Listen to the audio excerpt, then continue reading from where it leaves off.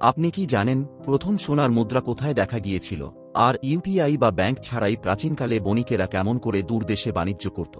গুপ্ত যুগে ভারতের স্বর্ণযুগ বলা হয়। সমুদ্রগুপ্ত ও বিক্রমাদিত্য চালু করেন বিশুদ্ধ সোনার মুদ্রা, যেখানে রাজার ছবি ও ধর্মীয় প্রতীক থাকত। তামা ও রূপার মুদ্রাও তখন সমানভাবে চালু ছিল, কিন্তু সমুদ্রপথে ধাতব টাকা নিয়ে যাওয়া ছিল বিপজ্জনক। তাই বণিকেরা ব্যবহার করত হুন্ডি, এক ধরনের কাগজ যা ছিল প্রাচীন যুগের চেক।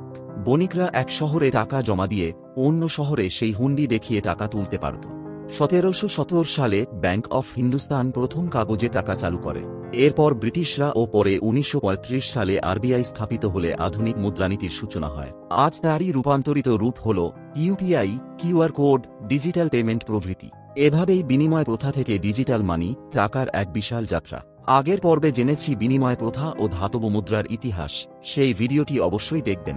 এবং এমন আরও ভিডিওর জন্য সঙ্গীত ও শিক্ষাকে সাবস্ক্রাইব করো ইউটিউবে, আর ফলো করো ইনস্টাগ্রামে।